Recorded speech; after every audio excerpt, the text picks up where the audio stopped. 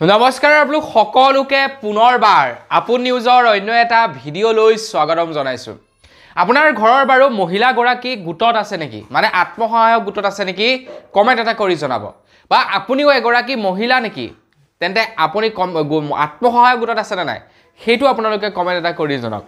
যদি আপোনালোকে আত্মসহায়ক গোটত আছে বা আপোনালোকৰ ঘৰৰ মহিলা গৰাকী যদি আত্মসহায়ক গোটত আছে, তেন্তে তেওঁলোকক অসম চৰকাৰৰ ফালৰ পৰা পইচা প্ৰদান কৰাৰ কথা আছিলে। প্ৰথমে প্ৰদান কৰিব বুলি কৈছিলে 10,000 টকা, তাৰ পাছত পৰ্যায়ক্ৰমে 50,000 টকা সৰ্বমুঠ প্ৰদান কৰাৰ কথা আছিলে। কিন্তু বন্ধু বান্ধৱীসকল, মহিলাসকলক সেই 50,000 টকাটো দিম বুলি কৈ থকা বহুদিন পাৰ হৈ গ'ল, কিন্তু এতিয়া পৰ্যন্ত আত্মসহায়ক গোটত থকা মহিলাসকলক অসম চৰকাৰে পইচা প্ৰদান কৰা নাই। বহুলোকে কয় যে এপ্লিকেশ্যন হৈ গ'ল, বহুলোকে কয় আকৌ পইচা পাই গ'লো, বিভিন্নজনে বিভিন্ন ধৰণৰ কথা কয়।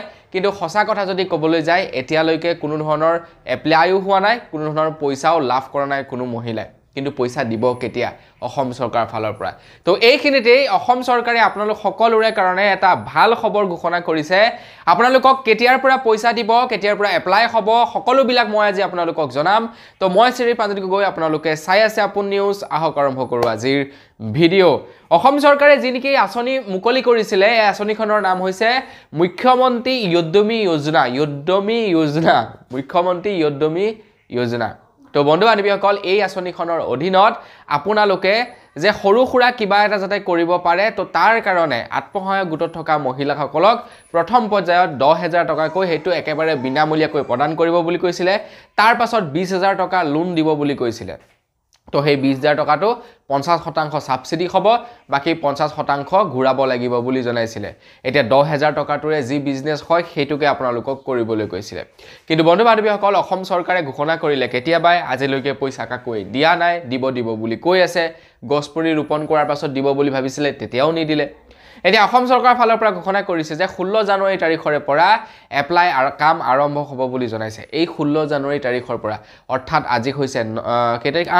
8 তাৰিখ আৰু 8 দিনৰ পাছৰে পৰা আৰম্ভ হ'ব এপ্লিকেশ্যনৰ কাম। তাৰ পাছত খুব শীঘ্ৰেই আপোনালোকক পইচা বিতৰণ কৰিব বুলি জনাইছে। খবৰ ওলোৱা অনুসৰি এইবাৰ যি নেকি জিলা উপায়ুক্ত আছে, মানে DC ছাৰে এইবিলাক পৰ্যবেক্ষণ কৰিব বুলি জনাইছে। মানে সঁচাকৈ আত্মসহায়ক গোটত থকা মহিলাসকলে পইচা পাইছে নে নাই পোৱা, নে মহিলাসকলক বাদ দি বেলেগ কোনোবাই পইচা পাইছে, কোনোবা মহিলাই পাবলৈ থাকি গৈছে নেকি, এইবিলাক DC ছাৰে পৰ্যবেক্ষণ কৰিব। আৰু এইটো এটা খাটাং কথা যে এইবাৰ চবেই পইচা পাব। আত্মসহায়ক গোটত থকা মহিলা যিমান আছে চবেই পইচা লাভ কৰিব, কিয়নো এইবাৰ DC ছাৰক দায়িত্ব দিয়া হৈছে এইবিলাক পৰ্যবেক্ষণ কৰিবৰ কাৰণে। তো বন্ধু বান্ধৱীসকল, আপোনালোক যদি এগৰাকী মহিলা, তেন্তে ভিডিঅ'টো এটা লাইক নকৰাকৈ কিন্তু নাথাকিব। লগতে ভিডিঅ'টো আপোনালোকৰ গোটৰ বাকীবিলাক সদস্যলৈ শ্বেয়াৰ কৰি দিয়ক, যিবিলাকে নেকি বিভিন্ন ধৰণৰ কথা উলিয়াই আছে যে অলৰেডি পাই গ'ল, আমুক গোটে অলৰেডি পাই গ'ল, তামুক গোটে অলৰেডি পাই গ'ল। তো তেওঁলোকলৈ ভিডিঅ'টো শ্বেয়াৰ কৰি দিয়ক, তেওঁলোকেও জানক যে খুব সোনকালে দিবহে, এতিয়ালৈকে দিয়া নাই। তো আজিৰ ভিডিঅ'টো ইমানেই। পুনৰ এটা ভিডিঅ'ত লগ পোৱাৰ আশা আজিলৈ বিদায় মাগিছোঁ। ধন্যবাদ। জয় অসম।